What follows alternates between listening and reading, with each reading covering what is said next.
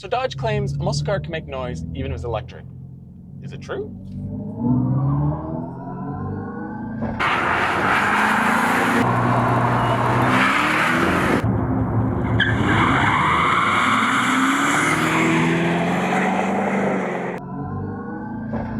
I guess it is. So this noisemaker, it is the all-new 2024 Dodge Charger Daytona, an all-electric muscle car. Now, can a muscle car be fully electric? Dodge says for sure, but I want to find out for myself. And although there will be gas versions of the new Charger down the road, for now, we just have the Daytona Scat Pack seen here and the RT, so I'm going to take both out for a spin and see what they're all about.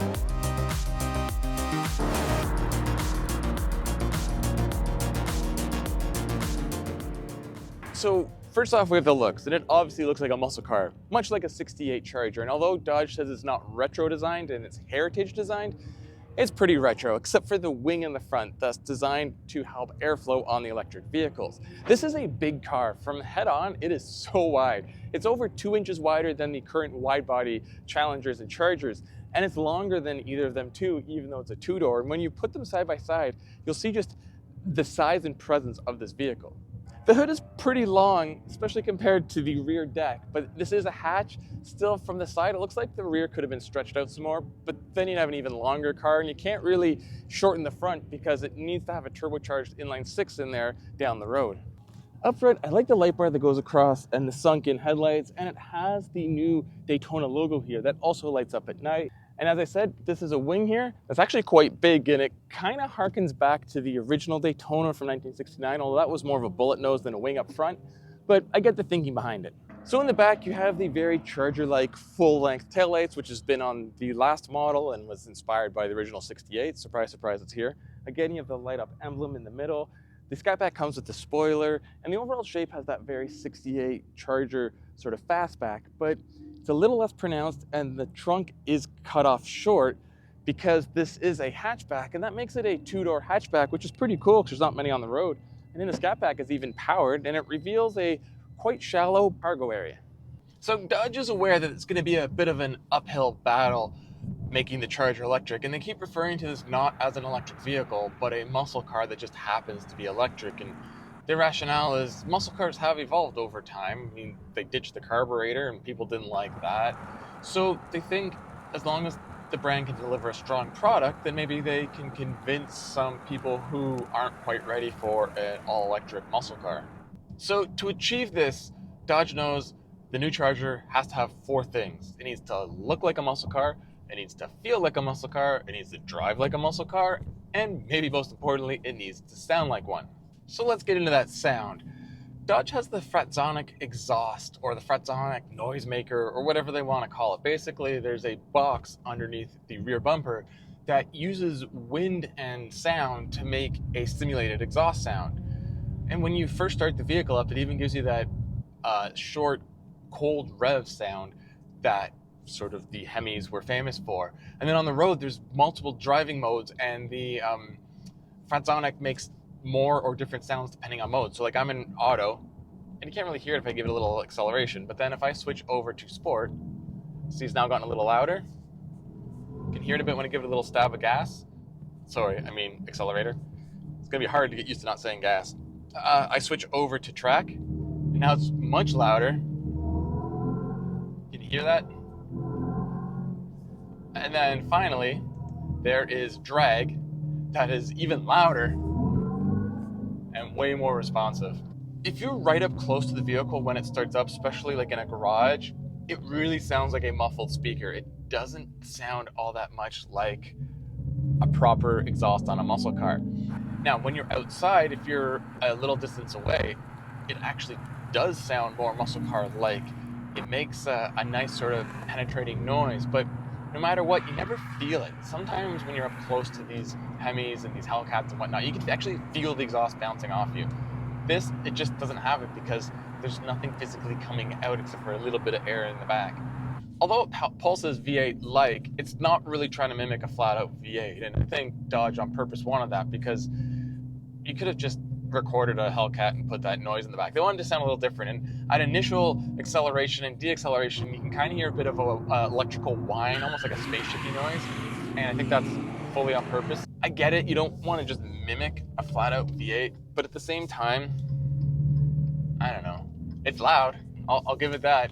So you've heard what the car sounds like from the inside, but now let's go to the outside. We'll go through the 4 levels of Fratzonic exhaust. This is auto and you can't rev it. This is sort of the quietest mode. This is sport.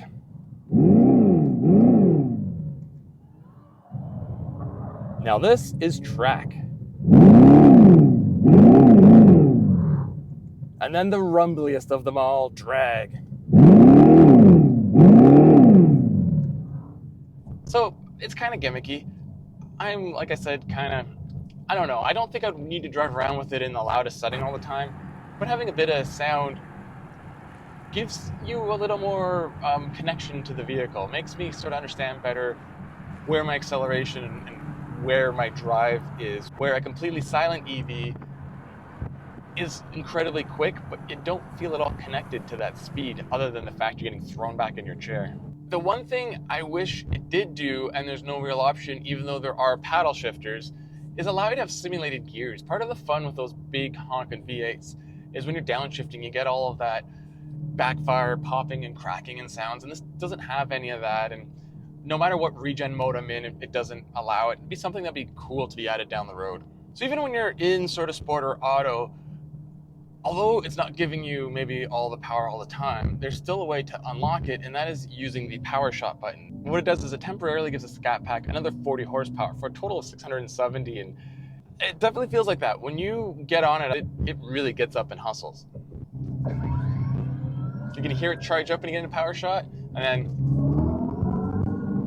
it doesn't give you the full sound. That was in sport, and you can hear it got a little louder. If I move it back to track or drag, we'll do track, and I give it the power shot button, hear it charge up, and so I've talked about the power boost, which adds 40 horsepower, but the Scat Pack normally has 630 horsepower and 627 pound-feet of torque, which is still pretty good. And the RT is 456 horsepower and 404 pound-feet of torque, with the power shot going to 496. Regardless of which model you get, Scat Pack or RT, top speed is limited to just 135 miles an hour. I expect when they have a more high-performance EV down the road, it might push that up a bit. So, being all electric, how far does it go? Well, there's a 100.5 kilowatt hour battery pack, and on board there's an 11 kilowatt charger, and at a fast charger it could charge up to 183 kilowatt. The RT is expected to go just over 300 miles on a single charge, and the Scat Pack will probably be somewhere just under 300. So with the track pack, you get all the fun driving modes, which I briefly touched on earlier. So there's a donut mode that lets you do just circles. There's a burnout. There's a drift, which will help you hold a sideways drift. There's obviously launch control because drag racing is at the core of a muscle car, even if it's electric. And there's also various track setups. So you can allow the computer to help tailor the vehicle to what you want. And then there's also the custom drive setting where you can kind of pick and choose your settings, which a lot of vehicles have. So each mode is more than just sound, obviously. It changes the response and acceleration. It changes the dampers in the Scat Pack with the track pack. So it does sort of transform the car. Now that said, this isn't going to be battling like Corvettes and 911s and the like on pure raw driver connection and feel and fun, but compared to anything else that's sort of like it seems to have more connection. And that's sort of one of the things I want to bring up is this doesn't really have any competitors. I mean, there's higher powered electric cars, but they're more money. This is a coupe, and there's not many electric coupes, never mind one that can seat 4 people in comfort. And as Dodge likes to point out over and over again, they consider this an electric muscle car, so there isn't any others. Now, when the gas versions show up down the road, then although it is much bigger, at least it'll be a little more aligned with, say, the Ford Mustang. But for now, this is a very unique vehicle in sort of an uncharted segment. So we had no doubt that Dodge, even when making an EV charger, would come with the power and acceleration. So that was sort of a given, and really lives up to that. But what about the rest of the car? Well, it's surprisingly nimble. Of course, we have the Scat Pack with the Track Pack. So there's 6 different tire combos on the Charger Daytona at launch between the RT and the Scat Pack. This has the biggest tire package. So I have 305 tires up front and 325s in the rear. So massively wide tires. Surprisingly though, they're just all seasons and they're not full out summer performance tires. And their tread wear rating is 520, which kind of also hints at sort of the rubber compound that this isn't a full-blown performance tire. And on the track here, they still hook well. I mean, it is a heavy vehicle and you can feel its weight. The steering is over boosted for my liking. I wouldn't say it's like you'd get in, say, an SUV or something, but it doesn't really have this sports car feel. And I know it's hard when you're a little more disconnected with the electric motor up front and all the weight, but I just wish it had a little more heft and a little more feeling. And since it's adjustable, I feel Dodge could have gone a little further on the more extreme setup, and maybe they will in the future. So back to the actual handling, when you're in track mode, the suspension stiffens up and there's so much lateral grip by just the sheer size of these tires that it really holds on. And besides the track, we got to go through some pretty narrow, twisty roads, and we were surprised how hard you could hustle it. It could have gone much quicker than we were driving it. Sort of like the end of the Hellcat wide bodies with their big tires. For its size and weight and sort of purpose, it's still quite the performer when it comes to taking a corner. So far, everything I've talked about is what I kind of expected. I mean, even though it's an EV, it's still a Charger, and nothing's really surprised me, except for this. The thing that really shocked me is how well the vehicle drives in terms of refinement and comfort. Being in the Scat Pack with the Track Pack, I expected that would deliver the worst ride, but although we're not on any crazy bumpy roads, the ones we're hitting, it swallows up bumps really well, and on the highway, it tracks straight and smooth.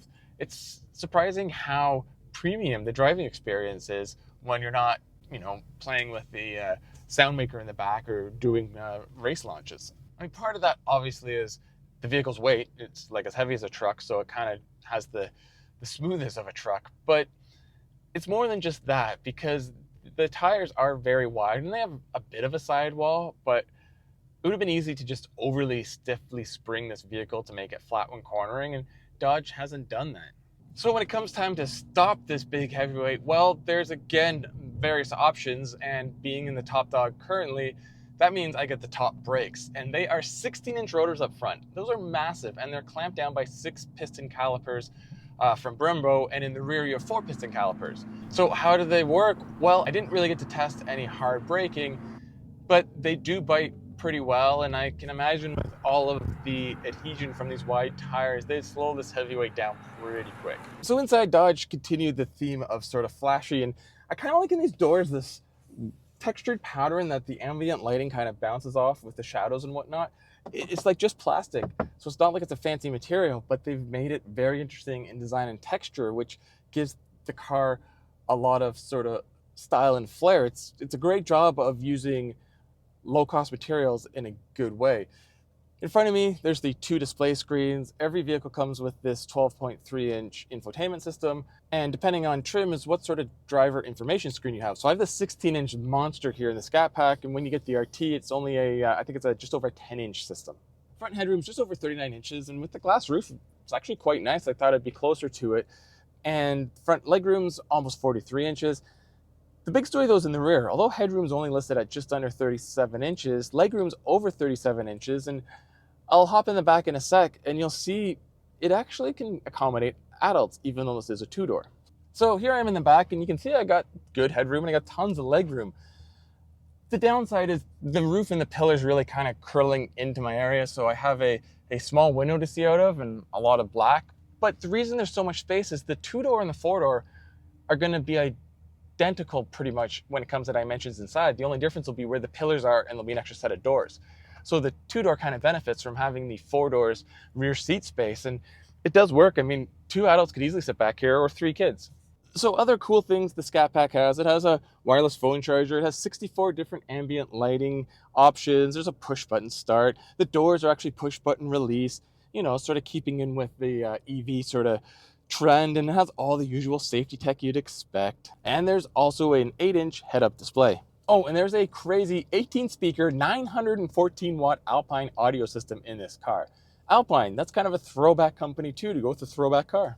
So let's talk pricing. The Charger Daytona RT is going to start just over $60,000, including destination charges. And then the Scat Pack, starts at about $75,000, including destination charges. And of course, there are some packages on top, like the Track Pack.